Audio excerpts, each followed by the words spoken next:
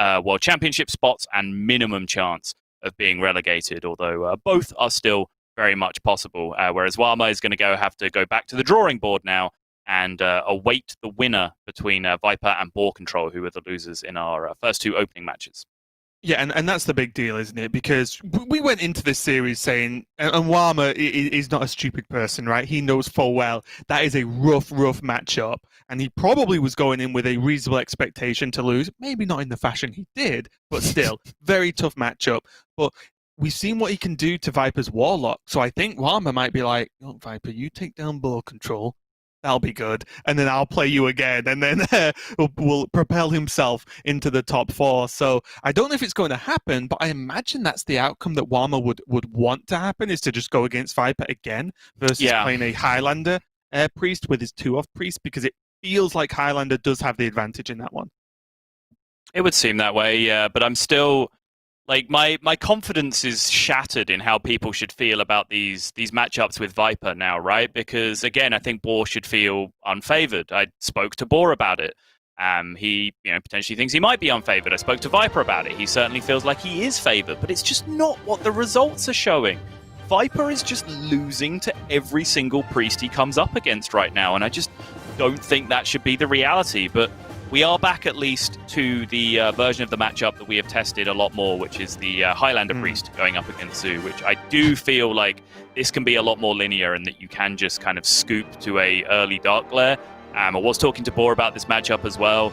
He was saying, in his experience, you just have to play as hard as possible for tempo, which certainly lines up with what I found as well. And that when he was able to beat Viper multiple times in Swiss, it was largely because Viper had slightly slower starts, so it was kind of life tapping on turn 2 and having to build up some resources before he was able to pop off. And Boar was just kind of exploding on board, just playing every minion he possibly could every single turn, and was just about able to scrape his way through. But still think, there's just unbeatable draws for the Priest in this matchup if the Warlock is able to put really anything together in the early game. Yeah, I would agree. And looking at just a glance at BoarControl's list, be really just looking for any of his 1 or 2 drops, of course, but probably just having a strong eye to hoping against hope he can get the Imprisoned Vile Fiend nice and early, because that seems like a huge card in this matchup, because not only is it can trade and it's an early minion, but 3-5 stats means it's going to get multiple good trades versus Zoo, which is exactly what he wants in those turn 3 and 4 options. Yeah, exactly. But I just can't wait to get back into it. I'm now just oddly fascinated by these matchups, because they're just going so far against what I'm expecting to see going into it. I just really want to see if Viper can kind of get one over the line weirdly in the one matchup he was probably expecting to just absolutely boss throughout the whole week. It's the one that he hasn't been able to put a W on the board in, and this is about his last chance, because now this is the reversal of the situation I was talking about in the previous series. The winner of this matchup does not guarantee themselves the Division A spot, but the loser of this series does guarantee themselves the Division B spot, which is the one they absolutely do not want. And looking at this, it definitely isn't the greediest Highlander Priest I've ever seen, right? There's a Time Rip in there, Convincing Infiltrators in there, standard, Wretched Shooter as well. Mm-hmm. So there are, even the One Maker's really good against a deck like Zoo right now. So I think, although as a general rule, Zoo does do pretty well versus Highlander Priest, this specific build looks probably as good as you're going to get without being silly, without literally cramming in every anti-aggro card in the game. So I think BoarControl's got as good a chance as he's going to get here. I honestly, honestly just don't know anymore, Raven. I'm so torn on this matchup. I'm so confused. I don't understand how Priest is able to win, and yet I keep seeing it happen. My eyes deceive me, Raven. How can I doubt the evidence I see before my own eyes? But it's just nonsense. This matchup's impossible. Priest is quite the class right now, though, isn't it? It does have access to some extremely powerful tools that can win games of Hearthstone. You could say on paper should not be won. But that's just where Priest is at the moment. We have different classes have that ability every expansion, but Priest seems to just have the right tool for a lot of the current matchups. I will say, though, the Mali Druid does look like a fairly strong counterpoint where that is probably the one deck I would say with utmost confidence that Priest will have a rough go of almost no matter what the Priest build is going to be.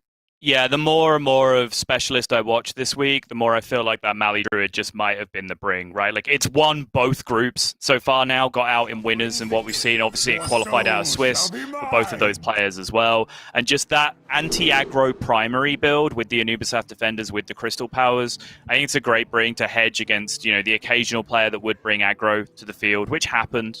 There were some Bomb Warriors in there, and you're at least giving yourself a shot of winning that matchup with a couple of taunts and a bit of healing in your main deck before you switch over to your weapon destruction version of the deck.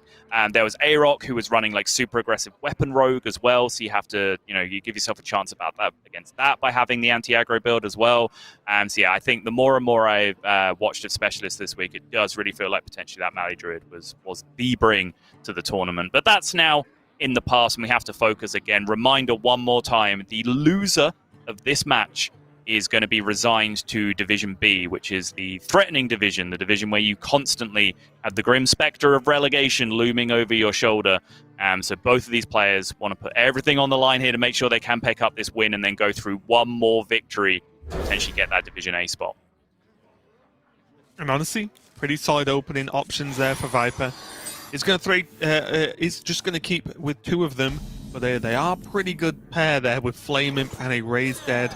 Now even the Cult Neophyte means that, as you were mentioning, he can play his curve out without having to sit and tap for a few turns. And you even saw straight away the wins from BoarControl after seeing the Flame Imp, which in this matchup is the best one drop to go for. Yeah, and I think that wince is a combination of the fact that opponent played premium one drop. Also, he does not have any of that tempo hand that we've been talking about that does feel really very necessary in the matchup. So he resigns himself, to the standard Priest turn 2, which is simply to hero power and emote. Yep.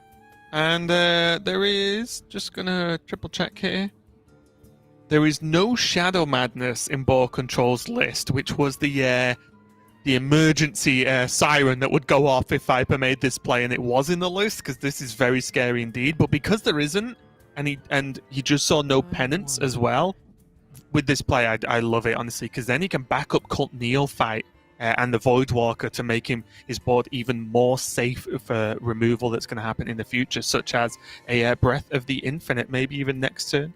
Although I guess it will come down this turn as well. I don't know. This looks good with the multi-giant. Must consider. Or just wants to Mind Render on curve? Mind Render, coin one drop, potentially. He won't be able to cast the Raised Dead just to discard it because he's had 0 minions die himself, so it's unplayable. Mm-hmm. It is one of the cards that has a requirement to play. It's not just a card you can just play and forget about no matter what. Mm-hmm. He does get to coin a one drop here, which is all well and good, but he does also hand Apotheosis over to his opponent. So he is making this play resigned to the idea that Viper is going to have a strong turn here. He puts the Apotheosis on the 2-1 though, right? Yep, absolutely. Because he knows he can get Sethic Death if he does it the other way around. Yep. I wonder. Which does feel a little bit weird, making your merchant more, sticky so it doesn't die. But to be fair, he doesn't need it to die quite yet because the giants aren't in range anyway. By the way, there's a certain kismet here as the Apotheosis on the expired merchant attacked, healed Viper as the Warlock and discounted the Flesh Giants that are currently inside that very same expired merchant. Yep. Where does this end, Sol? Where does this end? I know.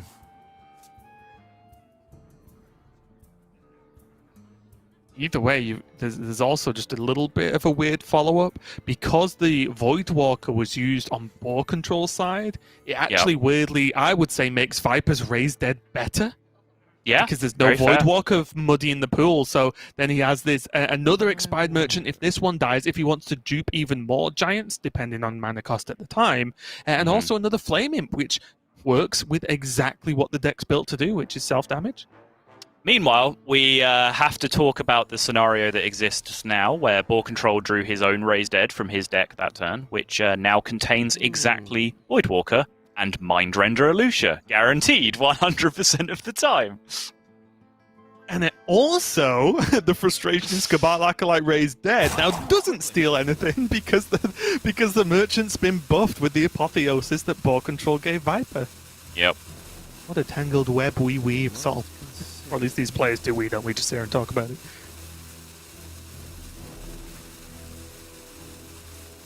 Your mind is not your own. We're just going to play his stats, but ooh, that Dark Glare. Good noise, Sol. The Raised Dead is not yet active, but it will be when the Flame Imp trades, and getting Flame Imps back from Raised Dead is very much the business Viper is in right now. There's also, of course, the factor that Viper is discounting the Flesh Giants that are in that Expired Merchant right now. So as soon as he taps, and then as soon as he attacks again, that's discounting each of those two Flesh Giants by 2, not just 1, because it's health change on the Flesh Giant. So those things are getting incredibly cheap, incredibly quickly. There's a reason Apotheosis is not a Warlock card, put it that way. Yes. There's a tap to go up to 3 mana. Flame Imp will go back up to 4 mana. And do you actually just like playing the Vulture out? I do. Yes. Yeah, this is nice. Job done. Unequivocally, yes. This is what you do against Priest, in my experience. You just vomit everything you can onto the board.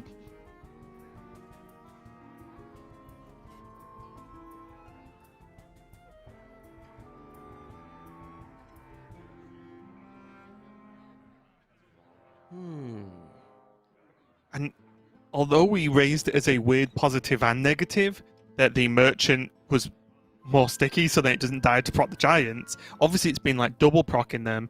But now BoarControl, does he even want to like penance this 4-1? This threat? Not really, because he's just giving Viper giants, but if he doesn't, he's just getting hit for 4 every turn, and Viper can life tap until the end of days because he's healing back every turn as well. Yeah, and here's the thing, like, Boar's a pretty smart boy. I'm sure he's been keeping at least a very rough count of how much those giants cost from the moment they got discarded. But he knows they are ludicrously cheap right now, but the problem is, it's not like you can prevent that from happening, right? Like, No. What are you going to do? Not play a minion so Viper can't trade into it and then get his Flesh Giants back? Like, that's just conceding. You have to fight for board somehow. It's just too high level. Oh, wait a minute. This is the play, isn't it? Wait, Get the Elucia back. Wait. Should Try he and get not the Flesh played a Giants? minion? Oh, I don't know. What are you trying to do? Yeah, no, listen. Was the ultimate play was save Penance and raise Dead to get Elucia, and then Penance the 4-1, and then Elucia and play the Giants? I don't think they're that cheap. You didn't have to do it that turn or next turn. I'm just saying that you've got to think big. The bigger Okay. picture, grand plan for 10 turns down the line. But For could've- 10 turns! Okay, he would have needed 10 turns, to be fair. But Yeah. that could have been a play.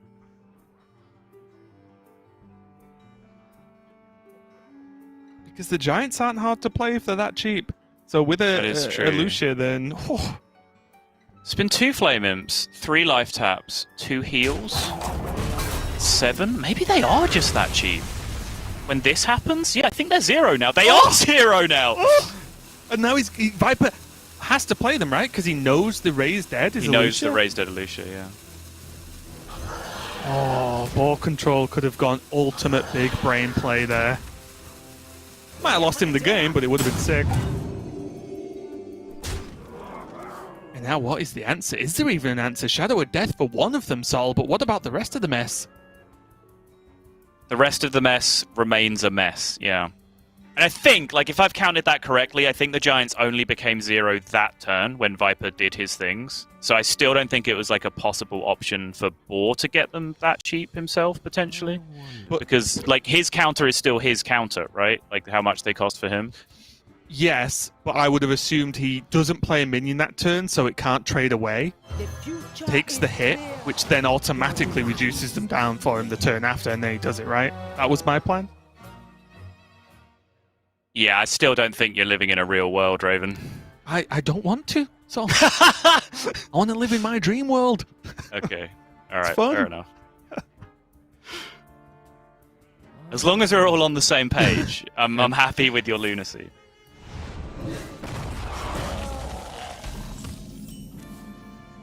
And as we see, there is just the death, but there's a ton of damage coming back BoarControl's way.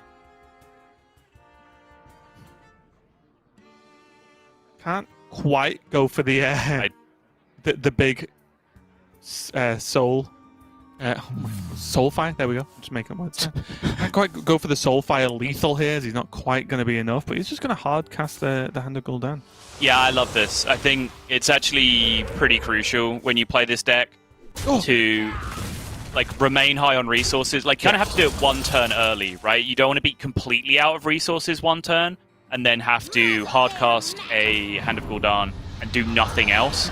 Like, crucially, he's doing it now because he then gets all of these options to refill his mana again and actually do powerful things this turn while he still remains ahead. And after seeing BoarControl's poor response the turn before, like, Viper could have passed that turn and probably still felt fairly confident, right? So no matter what he was going to draw, it was still going to be a good setup. He was in such a good position. BoarControl going to drop the Mind Render, take a little peek, and then quickly realize that this is not good enough. Wah, wah. It's going to be game one going to Viper, and obviously there was some pretty big moments there in that one game of Hearthstone that we saw subtle, but that's how I envision the matchup going a little bit more regularly. Maybe not to those extreme levels, but the fact that you do so much in one turn, and Highlander doesn't have multiple potential Pyromancer AoEs to clear up and different options, or the reliability of like having Penance in your opening hand or these removal tools because you're running two of them. Raven, based on my experience testing against Derek, testing against Gia, testing against you, that was light. That scratched the surface of how badly you get beaten up in that matchup, okay? There was only one... we should record our testing. It is very funny. Honestly, that matchup just feels like an absolute body bag, and I'm at least thankful to see some level of sanity restored, because honestly, that just seems to happen in every single match we play in testing. It just seems like there's no way to claw the board back once Dark Glare starts running wild, once Disease Vulture starts running wild, and then as soon as those cards do start popping off, the Flesh Giants just get so cheap so quickly. That part was kind of accentuated in that matchup by the fact that he was taking damage and then also healing every single turn with the Apotheosis, of course. But generally, that to me doesn't feel like the outlier. The other games that we've been watching, those have felt like the outliers to me. Yeah, I would agree, like I said, based off our testing. Also, again, Warma's list was very different. We were focused on Highlander versus Zoo and not this 2-of list that has just access to the tools in a more regular fashion. And I'm just glancing here at BoarControl's secondary and tertiary lists. And the secondary, again, heavy weapon removal, but there is a Holy Nova in there. So there's one Swampoo's, one Holy Nova, a Harrison, a Sticky Finger, and a Sandtooth Water Bearer. So obviously just looking at the warrior matchup, really. And then there's the value list, which I think we won't see unless BoarControl values like having a Shadow Word Ruin in his list, but he cuts a ton of anti-aggro tools if he does that. So I think we're going to see him stick with his main once again. Yeah, I would imagine that's about all that he's got for the matchup. It doesn't look like any of his tech options are really powerful enough, so I would expect we're just seeing the primary smack into each other once again. Yeah, but before we do that, we are going to go to a break while we let the players decide. We'll be right back to continue this series between BoarControl and Viper. Though Viper's spiteful Smith may have been reduced to 0 attack from Lazul's scheme, he still manages to make excellent use of it. With a creative use of backstab, he's able to squeeze out the one extra point of damage he needs to take down Yala. Even representing lethal currently for Viper. Secret Passage number 2 off the top. I believe there is just an Eviscerate remaining in his deck. The backstab enrages the spiteful Smith, plus the Eviscerate. Oh my, oh my. For the game-ending damage. Without the backstab, that was not lethal. Insane. A board full of boombots and a Plague of Death in hand sounds like an easy play to me, but that's why Eddie is our Week 2 America's champion, and I'm not, because he sees a much more aggressive approach to take the win. Wait, does he want to kill him with Soul Mirror? TJ! Oh! Soul Mirror! He won! His cards are green. He won. I completely forgot about that. That's insane.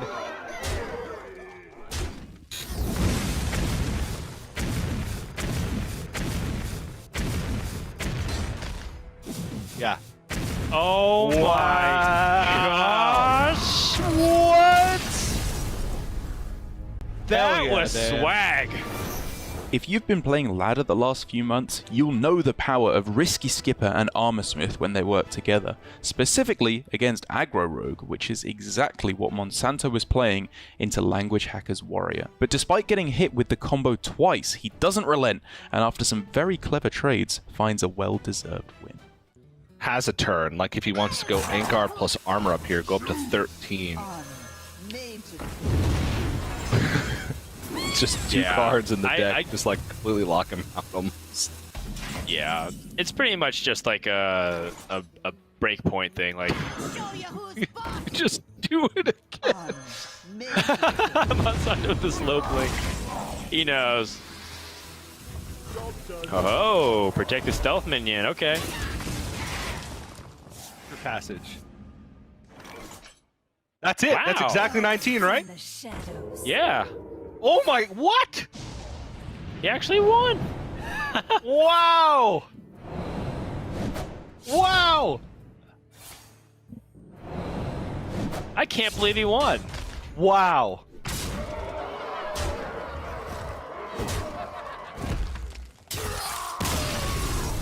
I think So- for Language Hacker, he was really surprised, but at the same time, Monsanto had been passing and holding like these three cards for so long. Given that newcomer Tiz is at 21 health and has the ability to put Shaxi down to 2, it's fair to say that both players thought he was winning, but with an insane final turn from Shaxi, he turns things around with an incredible lethal, seemingly more of a surprise to him than anyone else. An outcasted I-beam for healing, unfortunately. That's just works. Yes, unfortunately. If it gets like another twin slice though, is that lethal? 10... Oh! Wait a minute. That's Shaxi lethal! looks like he's shocked. What? I would not believe it either. What? Is it really? Oh my god. Oh my god! What? Shaxi wide open mouth. It's been a while since Tom60229 won his World Championship trophy, so it's easy to forget just how dominant of a player he is. But with his play on the Zoo Warlock against Tyler, he reminds us all just how good he is. By deliberately overdrawing a card with his life tab, he's able to discount his Flesh Giant perfectly to allow him to clear the board and, with a little help, keep it in play. Yeah, I absolutely agree that it's a must kill. And rush out the 8/8 and use the Broom Rush. And he's doing that type deliberately just to get 1 mana extra. That's pretty clever. Yeah, I like that. It's a full clear now because he fits in the Guardian Merchant as well. And he gets an 8/7 on the board. That was really, really smart. Deliberately overdrawing, and he gets an 8/7 on the board as a result. That is huge.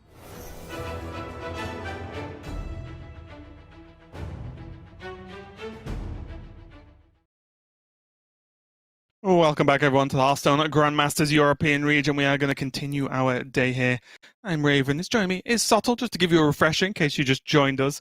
And we've got a good chunk of Hearthstone left over before we are done for the day. And of course, TJ and Frodan will be bringing you the Americas region straight after. So still a ton of Hearthstone to come up. And then, of course, tomorrow we've got the top 4 for each region. And that will actually finish up the Swiss for this season, Sol, for the second season of the year. And then we'll get to see where these players lie in that, coveted Division A or the dreaded Division B, I guess, is really going to flesh out these the groups across all regions.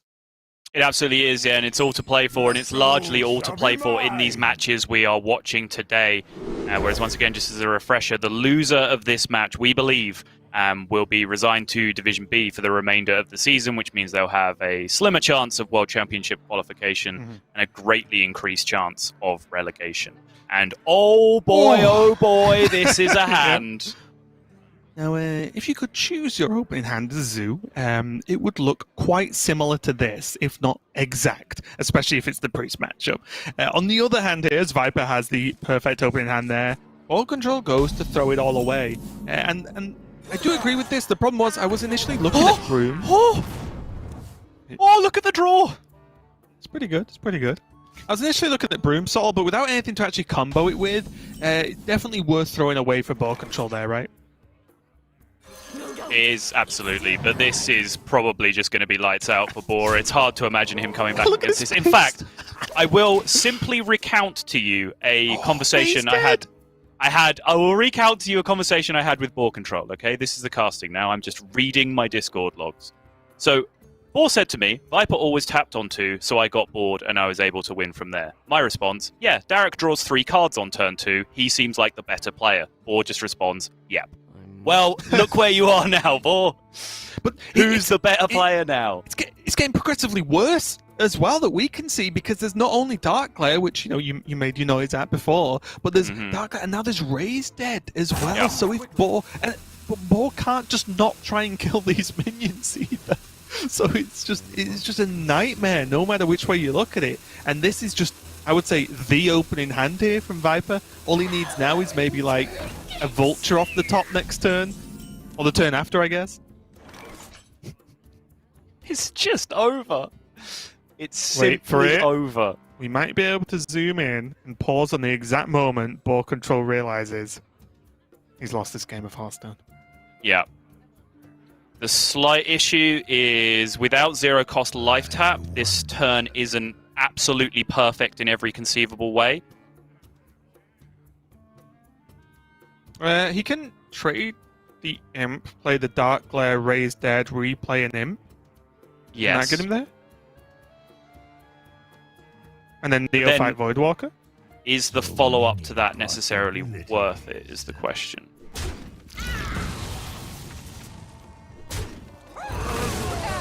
Goes a long way. He goes Raise Dead here. He That's can alright. re-discard Hand of Gul'dan if he wants to. Get his free life tap in. Yeah, I think Flame Imp for the refresh. Yeah. Expired Do you- Merchant for more card draw. I think you want the Neophyte though, doesn't he, to protect his board as much as possible? Protect his board from... A little agony goes a Magical long outcomes such way. as Zephyrus? Zephyrus into... I don't know. Unnerved Sack Pack? Like, Okay.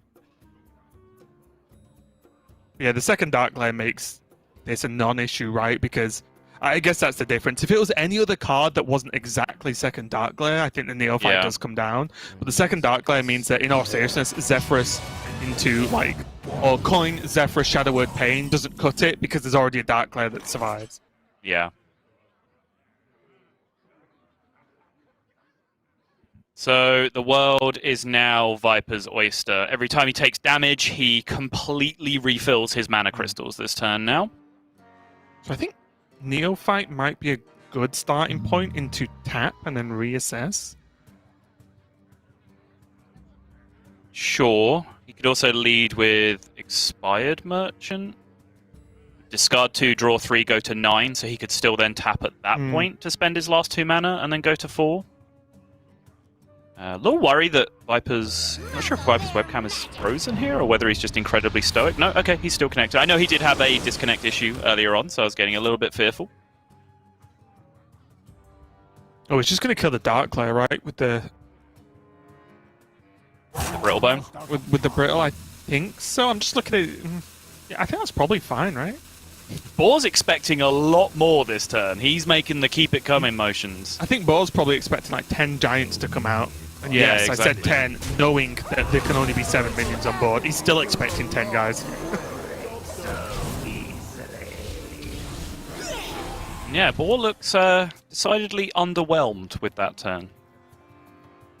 It is still pretty horrible, though. It's things could have been worse, but this whole game could have gone a lot better as well for BoarControl. It is by no means like saved. Yeah. Oh, and this Neophyte as well locked out the Baal Acolyte. I guess technically the ordering still wouldn't have worked out.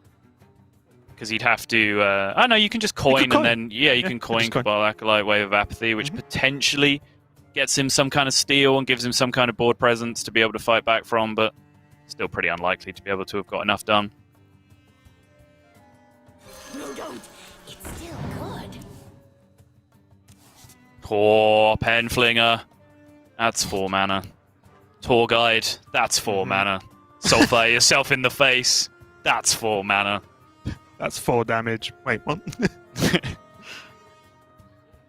Yeah, I mean, this is going to sound like the best worst problem to have, but really now it is just board space for Viper. He needs to work out what the correct amount of minion pressure on board is and what shape that looks like, because yes, Viper's doing extremely well. He probably just wins this game, but there are ways you can mess up. Like if he fills the board and can't quite land a giant, and then AoE comes out and makes him play a giant kind of on its own, and then the giant can get killed. These are all extreme circumstances, but just because you're winning a lot doesn't mean you shouldn't focus and try and win the most. I love it, Ray, but like Viper is struggling right now, exactly as you're saying, because all of his plays are too good. That's actually the problem that he has right now. Everything he can do is just inhumanely nutty. He just cannot process which of his 23 different illegal lines of play he's supposed to go with this turn. But it's important, because if you struggle with that, you can mess up. Or just not even finish your turn, for example. And like I said, just because you're winning, you're probably going to win, doesn't mean you shouldn't keep trying to win in the highest percentage possible, right? You still want to be making good turns. Absolutely. BoarControl sat here going, so, Crunks, you want to just be active for once? Just pretend I'm Galacrondo right now and try and do something here. Yeah, so he does, on a serious note, have an opportunity to board lock here with the Wave of Apathy as like bootleg Frost Nova, and then try and potentially set himself up for something. Like he can, like even then, because it's not exactly Frost Nova, it's not even like he can just tempo out a minion. Like he can't go like Kobold Spellkin, coin Wave of Apathy, and just hope his Spellkin sticks, right? Like just doesn't achieve anything. Okay, search for dragon, get the Death Rattle AoE dragon that I cannot remember. Oh no, okay, that's not it. And then draw Broom next turn and go Dragon Rush Broom to clear off everything. That wouldn't necessarily work, but it would be close. Oh, it could, right? Because he could have preemptively done this as well with Breath. Yeah, very fair. Yeah, was that actually just like the play or the best outcome, I guess? It will have been. 5, 6 from the Penflinger, 10 from the Soulfire, 11 from the Penflinger. Doesn't have enough to then hardcast a Hand of Gul'dan. Think he's still off. Wait. But this... Can he get his mana back though? Because he's got a 0 mana life tap, right? So can't he... Does his life tap give him enough mana to Hand of Gul'dan? I don't think so. He plays Pen, plays Soulfire. Yes. And then the Pen comes back. Yes. Then he can play Pen again. Yes. Tap and play. Oh yeah, it won't work, right? But then you can't play the Penflinger. Yeah, you're right. You're right. Sorry, these turns are weird, so it is kind of tough to just get them out there. Just wanted to double check. See if Viper sees something cheeky that we don't. Because looks like he's certainly executing the lethal.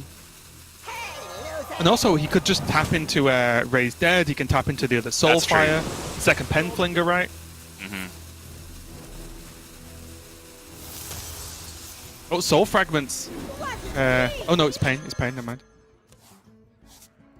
Okay, didn't get it. Alright, fair enough. Is pretty much what I saw was the max damage as well, but yeah, he put his opponent to 1. He has Penflingers in his hand. He still has the board that needs to be worried about. That's That's going to be it. With a shrug and a raise of the hands, and I don't blame him, BoarControl takes the loss there, and Viper is going to be moving on to face Warmer in a matchup they've already had today. It's going to be a rematch where Viper honestly kind of got destroyed, so he'll be hoping to do a little bit better in this one. But commiserations for BoarControl, but Viper looking pretty good, and I think that is what Viper wants to be doing with Zoo every game.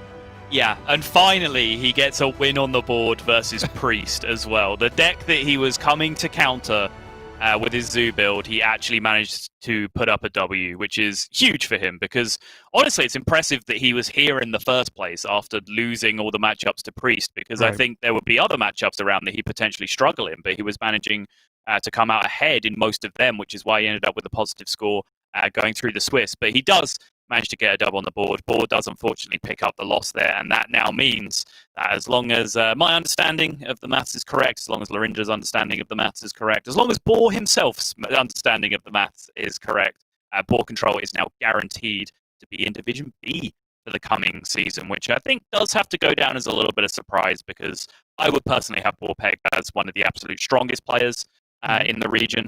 Has built up a real competitive pedigree for himself up until now. So I think big surprise to find him in Division B. Yeah, well, that was our match number 4 done for the day. We've got one more left for you to decide who goes into top 4 tomorrow. So don't go anywhere, and we'll be right back with some more Hearthstone Grandmasters.